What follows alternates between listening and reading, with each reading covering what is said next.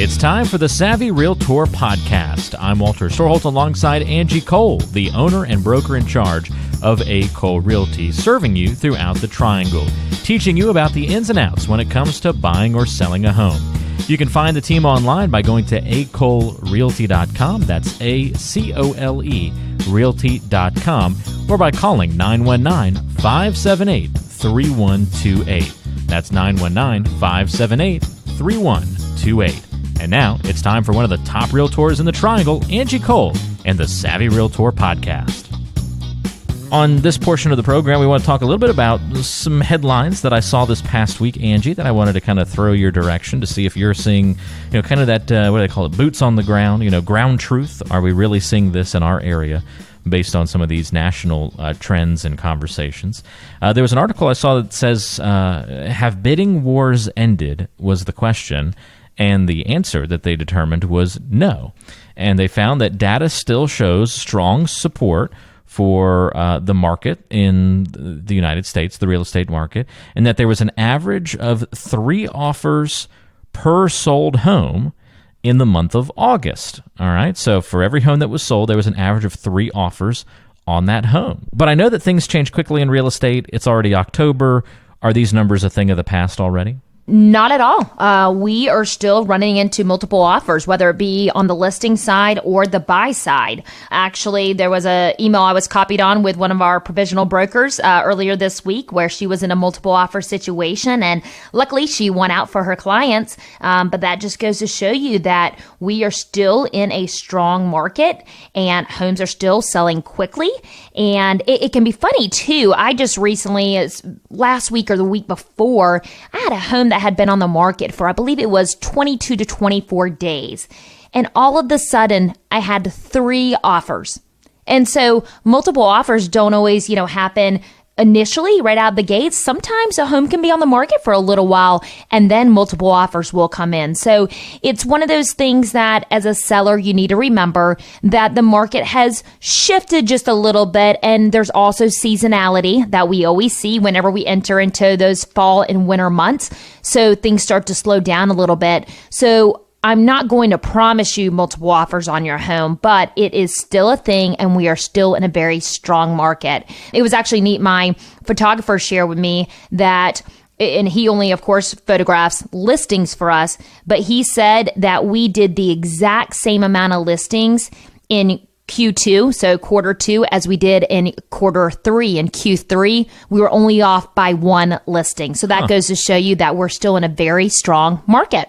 Pretty stable, which is great. I feel like we had this couple of weeks where it looked like we might have a downturn and a really big slowdown, but that kind of ended up just being a hiccup maybe? We did. Right after, I would say, summer break, we saw kind of a dead period where we all freaked out for a moment, but then things really did just pick right back up. I know in our team alone in October, we have already on the books, we have over 30 closings for this month, and November is shaping up to be another amazing month. So, it is still a very strong market. So if you're on the flip side, if you're on the buyer side and you are actively looking for a home, really take the guidance of your buyer specialist and make sure that you are following their lead when it comes to making an offer on a home that you love. Don't drag your feet. Make sure that you are strong and you're aggressive with your offer. And once again, though, take the advice of your agent to know what type of offer to present to make sure that you win, especially if you're in a multiple offer situation. Again, and if you're looking to buy a home in the area, it might be a great idea for you to get Angie Cole's home buying guide. This is a guide that Angie's put together for you that kind of walks you through the steps of the buying process. It's great for first-time home buyers, or even if you've bought a home before, but it's been a couple of years and you need a refresher on the process. It's a great little guide to have as you start that process. So be reminded of the steps, some of the important terminology that comes along with buying a home. If you want to get access to that free guide, all you have to do is text the word contract to the number 555-888. And if you're on your smartphone, you can download the guide right there from your phone. All you have to do, again, is text the word contract to the number 555-888. 888, and we'll text you right back with a link to download the guide. Just text the word contract to the number 555-888, and you can see Angie Cole's home buying guide. So that was one article that I saw that was kind of more of a recent news kind of thing. I saw another article, and it's not so much about the article, but it is the word that was in the article that I'd never seen before, Angie, and maybe you'll laugh at this. Maybe you've heard this before, but certainly was new across my radar. So this article was talking about how reports are showing that the bulk of new construction is happening in, and here's the vocabulary word, exurbs around the country due to lower building costs and more space.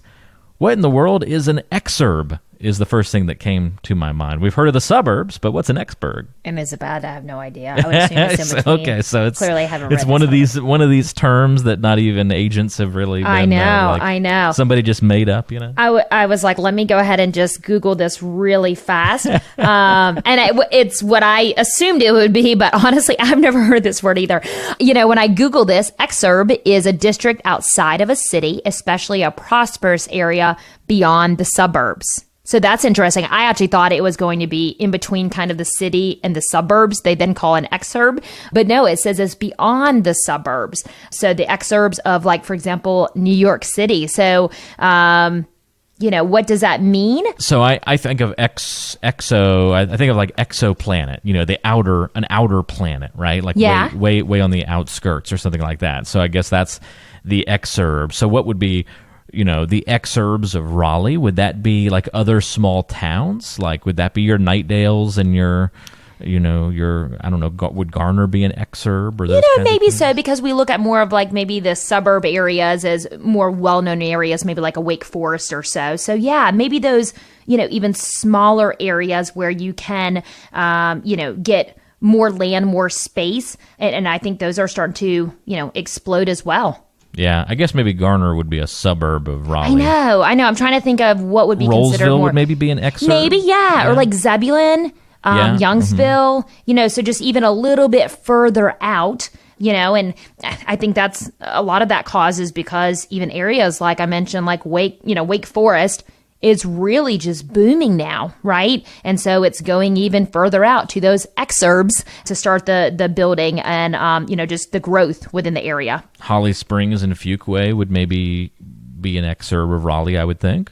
Yeah, maybe so. I would guess. I feel like we need to do further research on this. I know it. These buzzwords, someone just makes it up and it I know. I think that's not a. And me as a real estate agent and professional, I feel like I feel like should I know this word, but I don't. I'm going to post this on social media and see what type of feedback I get. Have you heard of the word exurb? From the actual information in the article, so not so much on the vocabulary word, but would you say that is truth in our area where we're seeing a lot of the new construction happening in these outer town areas because of lower building costs and more space availability? Yeah, most definitely. For example, Wendell to me would be another one.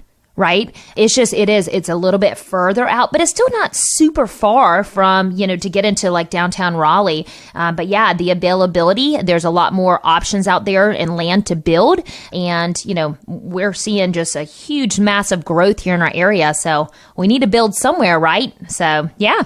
Yeah, exactly. Apparently the term first came to use in 1950, according to Google.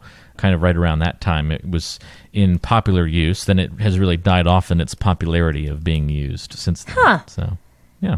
I'm going to make sure that I use this word in at least 5 sentences this week. Yeah, exactly. Exurb. The exurb. Yeah. See if you can work it into your future vocabulary. You've been listening to the Savvy Realtor Podcast. I'm Walter Storholt alongside Angie Cole. She's the owner and broker in charge of A. Cole Realty here in the Triangle. And if you have questions for Angie, we invite you to go online to acolerealty.com. Listen to past podcast episodes on the website, read the blog, and all the great information, including the option to find a home right there on the website. That's acolerealty.com. And you can also call Angie with your questions, 919-578-3128.